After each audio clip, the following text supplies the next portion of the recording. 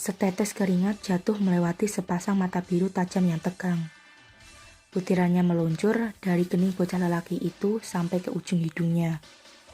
Kedua bola mata menjuling ketika ia mengawasi tetesan keringat itu.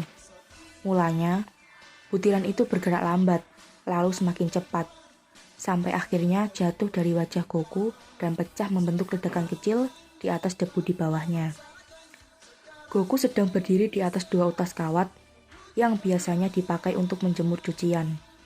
Kawat-kawat itu sangat tinggi dan terentang kuat di antara dua pancang kayu. Ia berusaha menyeimbangkan posisinya, satu kaki di setiap kawat. Goku mencoba diam dan tak bergerak sama sekali. Seekor serangga kecil menarik perhatian Goku. Serangga itu merayap di sepanjang kawat yang terentang, semakin mendekati kaki Goku. Tapi Goku bertekad untuk tak bergerak sama sekali. Ini adalah latihan rutinnya. Ia sedang mempelajari keahlian yang diperlukan untuk bertahan hidup, seperti keseimbangan, kekuatan, konsentrasi, dan kesabaran. Goku pernah mendengar peringatan itu sebelumnya. Ia tahu apa artinya dan ia sudah siap. Aturan pertama yaitu tidak ada aturan. Setetes keringat meluncur lagi di wajahnya. Goku bernafas dengan berat dan melihat bayangan tubuhnya sendiri. Basah oleh keringat, tapi rambutnya tetap berdiri tegak. Tak ada yang bisa dilakukannya dengan rambut itu. Air, keringat, bahkan gel paling super sekalipun, tak satu pun di dunia ini yang bisa membuat rambutnya rebah. Ia berharap dirinya sama seperti anak-anak lain di sekolahnya. Rambut mereka rapi, lurus, dan wangi. Yang duluan jatuh berarti kalah. Kakek Goku mungkin usianya sudah 70 tahun, tapi ia masih mampu bergerak layaknya seorang ahli kungfu. Sambil menengadah dari posisinya sekarang, Goku menatap tajam mata kakeknya. Mata Gohan mencerminkan kebijaksanaan dari usia tuanya. Gohan adalah kakek Goku. Gohan berdiri di atas tiang jemuran itu. Dengan gerakan halus, ia menggerakkan tongkat di depan tubuhnya. Tongkat itu bergerak semakin cepat sampai nyaris tak terlihat. Saatnya telah tiba. Semua latihan Goku selama ini ditunjukkan untuk saat-saat ini. Pertempuran telah dimulai. Inilah dirinya melawan sang guru. Goku tak menyukai kekalahannya. Tanpa berkata-kata lagi, Gohan menyerang. Goku menghindar. Kakinya tetap berdiri seimbang di atas kawat sambil menghindari terjangan orang tua itu. Goku menggunakan kawat di bawah kakinya sebagai tumpuan. Lalu ia melompat ke arah kakeknya. Ia bergerak dengan cepat seperti yang selalu diajarkan kepadanya. Dengan kombinasi tendangan dan pukulan, Goku membuat laki-laki tua itu berputar-putar untuk menghindari serangan tajam Goku. Goku mencodongkan tubuhnya ke belakang ketika Gohan meninjunya dengan tongkat. Ia berhasil menghindari sebuah pukulan dengan berjumpalitan ke belakang ke atas tiang penahan kawat jemuran. Kini giliran kakeknya berdiri di atas kawat. Gohan berbalik, terbang mundur saat Goku menyerang. Dengan kelihayan seorang guru jagoan, Gohan menghindari pukulan Goku dengan mudahnya, lalu melompat ke tiang di ujung satu lakinya. Siap-siap makan tanah. Gohan memperingatkan cucunya Goku saat ia mengayunkan tongkatnya dengan kekuatan luar biasa, membuat Goku melompat kembali ke atas kawat. Goku mencoba menjaga keseimbangan, sambil melompat, menghindar, membalikkan badan. Goku tetap berdiri di atas kawat, tapi ia sadar kalau ia harus mengambil alih kendali dalam pertempuran ini sesegera mungkin. Itu dia! Matanya melihat sosok serangga yang tadi dilihatnya. Serangga itu bergantung kelelahan di atas kawat. Dengan lompatan berbaliknya mantap, Goku mendarat, menendang kawat itu dengan kakinya, membuat serangga itu terlontar ke udara.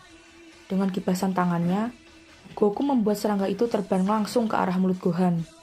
Bertetapan ketika orang tua itu menyerang lagi dengan tongkatnya. Gohan tersedak, sangat kaget ketika serangga itu tertelan. Detik itu juga, Goku mendapat peluang. Gerak tongkat Gohan melambat dan Goku bergerak melancarkan serangan pamungkasnya. Goku terbang sambil membalikkan badan, menggunakan kedua kakinya seperti gunting. Goku melihat tongkat itu dan menyambarnya dari tangan Gohan. Ia melemparkannya sambil terbang ke tanah lembek di kebun sayur di bawahnya. Goku yakin ia telah memenangkan pertarungan. Dengan satu tendangan pamungkas, pasti kakeknya akan jatuh ke kebun, mengikuti tongkatnya yang terjebak di permukaan tanah. Goku menggunakan kawat sebagai pijakan, melompat lagi dan terbang dengan penuh tenaga. Namun, Gohan yang jauh lebih berpengalaman telah siaga. Dengan lengan dan kaki terentang, ia mengambil kuda-kuda untuk jurus bayangan bangaunya. Satu tangannya mendorong ke depan dada. Udara bergelombang di sekitar mereka saat kekuatan energi Ki dari Gohan menghantam bocah lelaki itu. Goku terlempar ke udara. Kakeknya bahkan tidak menyentuhnya. Goku jatuh terhempas ke atas permukaan tanah lembek di kebun sayurnya. Kepalanya memecahkan sebuah melon. Kakeknya melompat turun dari kawat dan mendekatinya untuk menolong. Jurus bayangan bangau. Kau tertipu lagi. Tak mudah menahan gerakan yang tak terlihat. Goku, kau terlalu mengandalkan indera luarmu. Melihat, mendengar, menyentuh, semuanya terlalu dilebih-lebihkan. Kekuatan sesungguhnya berasal dari dalam.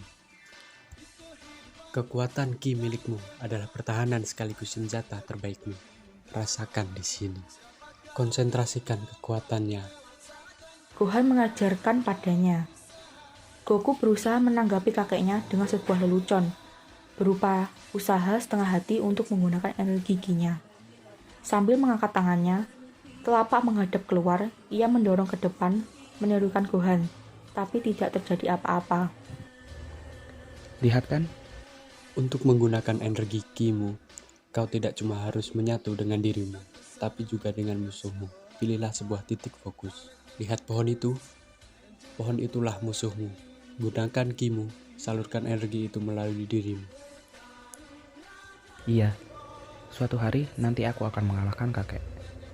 Ya, itu pasti akan jadi cerita seru untuk teman-teman. Mengalahkan laki-laki berusia 70 tahun. Teman-teman apa? Semua orang di sekolah memperlakukanku seakan-akan aku itu bukan siapa-siapa, kek. Malah lebih parah dari itu.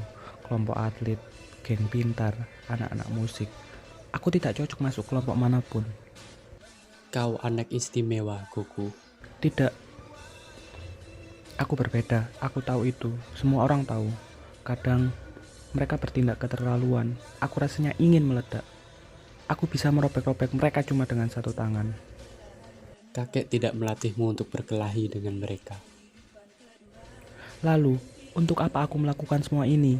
Kakek memintaku berjanji untuk tidak berkelahi. Baiklah, lalu ajarkan aku sesuatu yang berguna, seperti bagaimana caranya mendapatkan gadis. Ajarkan aku bagaimana caranya berbicara dengan mereka tanpa canggung. Ajarkan aku bagaimana caranya supaya aku jadi anak normal, kek. Normal juga terlalu dilebih-lebihkan. Kau harus punya keyakinan pada dirimu sendiri. Selamat ulang tahun ke-18. Kau pikir kakek lupa ya? Goku pun berangsur santai. Lalu ia tersenyum dan berbalik menghadap kakeknya lagi. Kakeknya tidak pernah lupa. Goku mengambil hadiah itu dan dengan semangat mulai merobek kertas pembungkusnya yang berwarna coklat. Di dalamnya ada sebuah bola. Permukaannya halus seperti mutiara, tapi bagian dalamnya tidak terlalu transparan, membuatnya nampak misterius. 4 buah bintang tampak mengembang di dalam bola itu. Sushinchu itu jadi milikmu. Apa ini? Itu Dragon Ball. Sushinchu artinya 4 bintang. Di dunia ini cuma ada 6 bola lainnya. Bintang-bintangnya dari 1 sampai 7. Apa gunanya? Kalau cuma 1 tidak berarti apa-apa.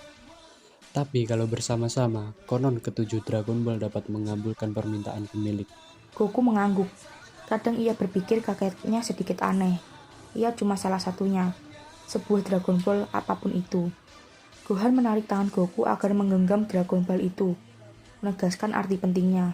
Jagalah baik-baik. Terima kasih, kek. Kau sudah dewasa sekarang. Setelah kau pulang sekolah malam nanti, kau dan aku, kita akan merayakannya.